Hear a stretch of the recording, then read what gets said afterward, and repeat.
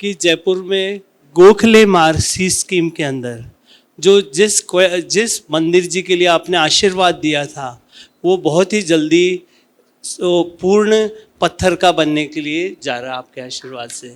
तो आप ऐसा आशीर्वाद दीजिए कि वो पूरा का पूरा ऐसा मंदिर जी बने कि जयपुर के लिए वो अद्भुत मंदिर हो। और मेरी तो शंका कुछ भी नहीं है गुरुवर कि जैसा बनना है उससे भी अच्छा बने गुरुवर। फिर शंका यही है कि जो भी कार्य अच्छा किया जाता है गुरुवर उसमें रुकावटें क्यों आती है गुरुवर? पहले तो मैं चाहूंगा एक बार इस परिवार का जोरदार अभिनंदन कर दे। औपचारिक सत्कार तो बाद में होगा ही, जैसा आप सबको मालूम है कि सहसकूट जिनालय के पुण्यार्जन का सौभाग्य इन्हें प्राप्त हुआ। और अभी जैसा बताया कि जयपुर के जिनालय के निर्माण में भी इनकी बड़ी भूमिका है और मुझे ये कहकर के बड़ी प्रसन्नता है कि उस जिनालय की मुख्य वेदी का पुण्यार्जन आर.के. मार्बल परिवार ने ही किया है। ये उनके घर के सामने ही का है। ये सब मिलजुल करके इन लोगों ने बीड़ा उठाया है। पिछले 1.5-2 वर्षों से लगातार ये संपर्क में है। मैं ये भावना भाता हूं कि जैसा मंदिर आपने सोचा है वैसा मंदिर आप शीघ्रातिशीघ्र बना सके, भव्याति भव्य ये प्रयास करना चाहिए।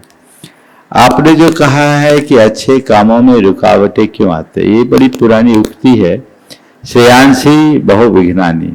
अच्छे कार्य में बहुत प्रकार के विघ्न तो आते ही रहते हैं, इनको हम रोक नहीं सकते।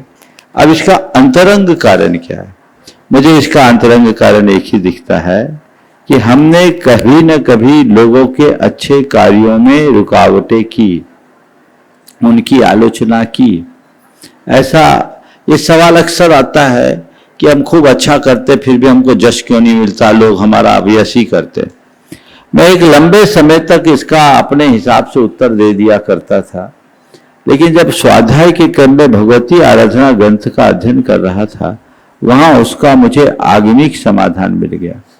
उसमें लिखा है कि जो व्यक्ति दूसरों के अच्छे कार्यों की आलोचना करता है निराधार, उस व्यक्ति को ऐसा कर्म बनता है कि वो कितना भी अच्छा काम करे प्रशंसा नहीं मिलती। ये उसमें लिखा है।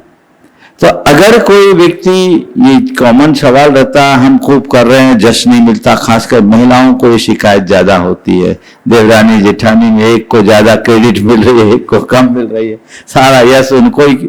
मन में बिल्कुल ईर्ष्या भाव मत आने दो, पहले तो तुलना ही मत करो। और अगर ऐसा आ रहा है तो ये सोचो कि अच्छा करने के बाद ये हो रहा है, बुरा करे तो फांसी लग जाए, इसलिए और अच्छा करो। इसी आधार पर मैं आपके सवाल का भी उत्तर देना चाहूंगा कि अच्छे कार्यों में रुकावटें आ रही, यानी मैंने औरों के अच्छे कार्यों में रुकावटें पैदा की है, इसलिए सीख लो। अगर तुम्हारे अच्छे कार्यों में रुकावटें आ रही है तो दूसरों के अच्छे कार्यों में जितना बने आंख मूंद के सहयोग दो, तो ये बहुत अच्छा कार्य हो सकेगा। ये प्रयास सबका होना चाहिए।